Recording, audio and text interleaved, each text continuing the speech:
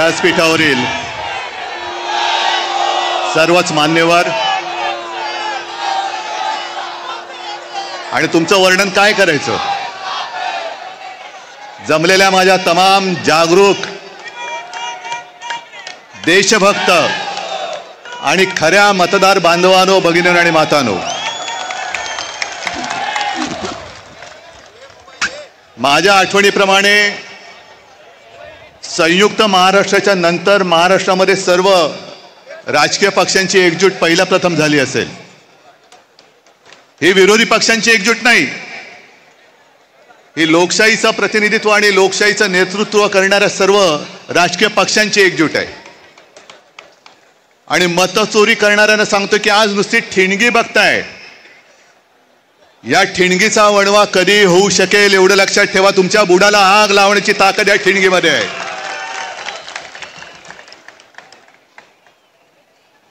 मध्यंतरी एक मी शब्द वापरला तो गाजला.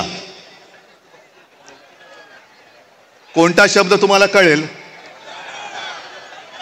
शोलेमध्ये एक डायलॉग आहे, दूर गांव में जब आधी रात बच्चा रोता है तो माँ कहती है सो जा नहीं तो.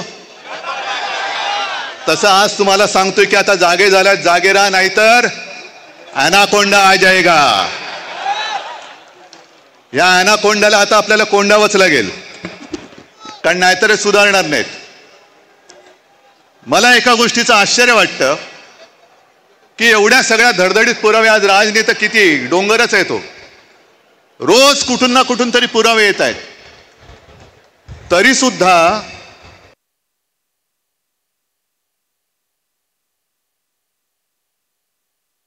याच्यामध्ये कोणी आलेलं नाहीये.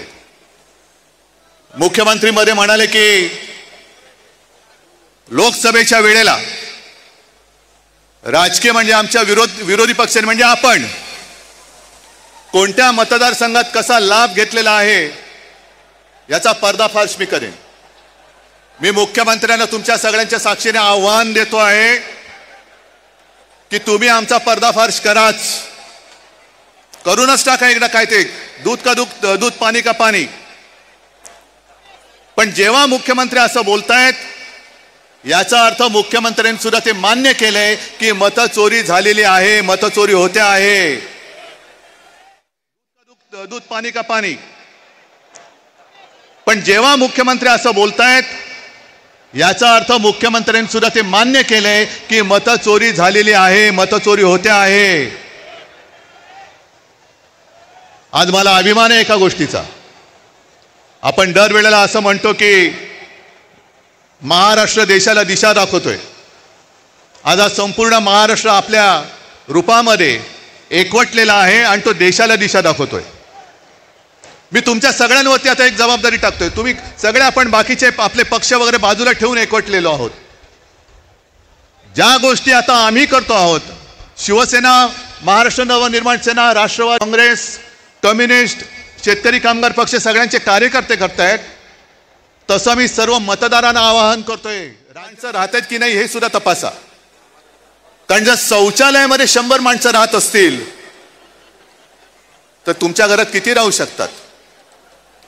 आणि मी मतदारांना का सांगतोय, कारण हे तर सगळे राजतू दाखवले, बाकीच्यांची जशी दुबार तिबार नाव आहेत ती. आज मी दाखवतोय एक असा अर्ज आहे की त्याच्या अर्जाखाली एक शेर आहे.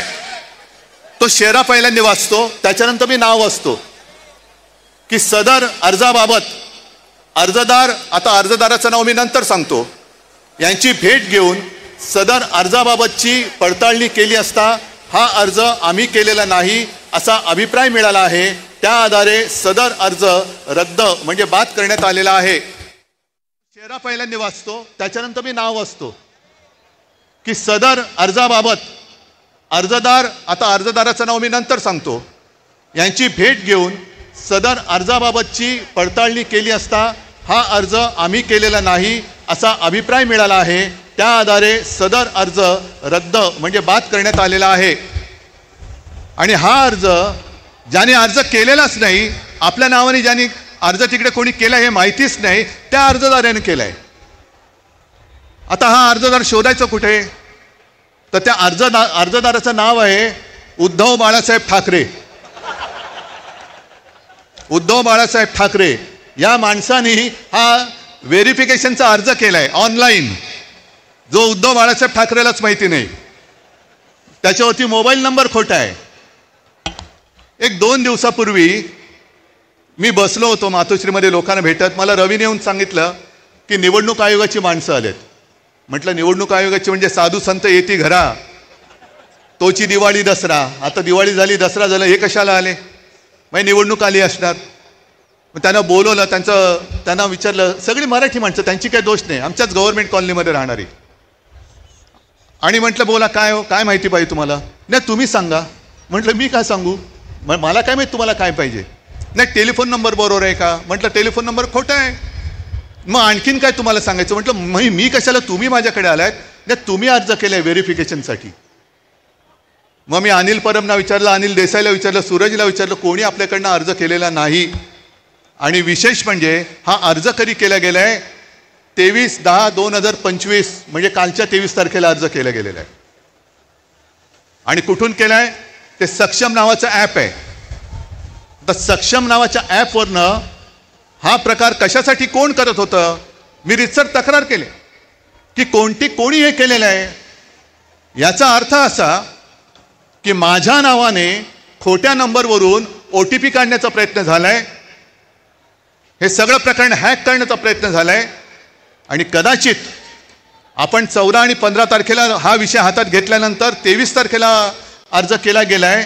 म्हणजे माझ्या सकट माझ्या कुटुंबातील 4 जणांची नावं मतदार यादीतून बाद करण्याचा प्रयत्न केला गेलाय का, हे आता आपल्याला शोधलं पाहिजे. कारण नक्की काहीतरी याच्यात डाव आहे. आज इतके वर्ष मी मतदान करतोय, पूर्ण कुटुंब मतदान करतोय. अरे एका पक्षाचा प्रमुख म्हणून मी निवडणुकीचा प्रचार करतो आहे. साऱ्या गोष्टी आम्हाला नाही कळत. ह्याचाच अर्थ असा की जयंतराव, तुम्ही जे बोलला तर यांचा सर्व्हर कोणाच्या तरी ऑफिसमध्ये आहे. आपल्या विजय वडेट्टीवारांनी एकाचं तर नावच घेतलं होतं की ही पक्षाची लोक, ही पूर्ण यंत्रणा, ॲप सकट सगळे सर्व्हर हे यांच्या हातामध्ये आहेत. कोणाची नावं टाकायची, कोणाची नावं काढायची, कोणी किती वेळा मतदान करायचं. आमचं म्हणणं असं अजिबात नाही की आम्ही निवडणुका होऊच देणार नाही. आम्हाला निवडणुका पाहिजेत. आम्ही सुद्धा यांना एकदा लोकशाहीच्या मार्गाने ठोकायला आसुसलेले आहोतच. पण सदोष आणि चोरी करून तुम्ही जर का आधीच निकाल ठरवून निवडणुका घेणार असाल तर मग जनतेने ठरवायचे की निवडणुका होऊ द्यायचे की नाही. आम्ही नेतृत्व करतो. कोणासाठी करतो? जनतेसाठी करतो आहोत. आमच्यातले सगळे पक्षभेद मतभेद बाजूला ठेवून आम्ही या देशातली लोकशाही जिवंत ठेवण्यासाठी एकत्र आलेलो आहोत. हे केवळ मला काहीतरी व्हायचंय, यांना काहीतरी व्हायचंय एवढ्यासाठी नाही, तर या देशामध्ये आपल्या डोळ्यात देखत लोकशाहीचा खून होतो आहे. आणि खून करणारे आपल्या समोर दिमाखात त्या खुर्चीवर बसलेत आणि त्याच्या चरणी घालीन लोटांगण आम्हाला आमच्या आईवडिलांनी शिकवलेलं नाही. एवढी लाचारी करणारी अवलाद या महाराष्ट्राने कधी बघितलेलं नाहीये. आणि म्हणूनच हे जे काय चाललेलं आहे हे नुसतं आम्ही येतोय, राज काहीतरी करतोय, मी काहीतरी करतोय, पवार साहेबांची राष्ट्रवादी आणि त्यांचे सगळे नेते करतायत, शेका पक्ष करते, काँग्रेस करते, एवढ्या पुरतं नाहीये. आजपासून तुम्ही सगळ्यांनी आणि प्रत्येक राज्यातल्या प्रत्येक नागरिकांनी ही जबाबदारी घेतली पाहिजे की मत चोर जिकडे दिसेल तिथल्या तिथे त्याला फटकावला पाहिजेच. लोकशाही मार्गाने फटकवा. आता लोकशाहीचा मार्ग तुम्हाला माहिती आहे.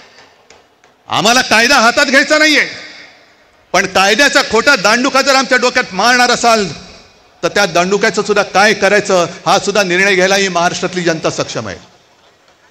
परत एकदा सांगतो, आज ही सगळी एकजूट झालेली आहे. ॲनाकोंडा तर बसलेलाच आहे. मी मागे सुद्धा तुम्हाला आवाहन केलेलं आहे की जसजशी निवडणूक येईल तसतशी यांची दडपशाही सुरू होईल. आम्ही प्रामाणिकपणाने कायदेशीर मार्ग अवलंबतो आहोतच. येत्या काही दिवसात हे सगळे पुरावे घेऊन आपण न्यायालयात जाणार आहोत. बघू न्यायालयामध्ये तरी आपल्याला न्याय मिळतो की नाही याची सुद्धा परीक्षा होईल. निवडणूक आयोग तर तिकडे लाचार झालेलाच आहे. शिवसेनेची केस तिकडे सर्वोच्च न्यायालयात 3-4 वर्ष सुरूच आहे. पण आता मात्र आम्हाला न्याय पाहिजे. सगळे साक्षी पुरावे दिल्यानंतर आम्हाला आता न्याय मिळाला पाहिजे. आणि जर का त्या न्यायालयात न्याय मिळेल अशी आमची खात्री आहेच, पण नंतर जनतेचं न्यायालय या सगळ्या मतचोरांचं काय करायचं याचा निर्णय घ्यायला हे सक्षम आहे. तुमच्या मनगटामध्ये ताकद आहे का नुसतं आम्ही दोघं भाऊ बनून एकत्र आलोय म्हणून आता आपलं काम झालं? आम्ही एकत्र आलोय ते तुमच्यासाठी आलेलो आहोत.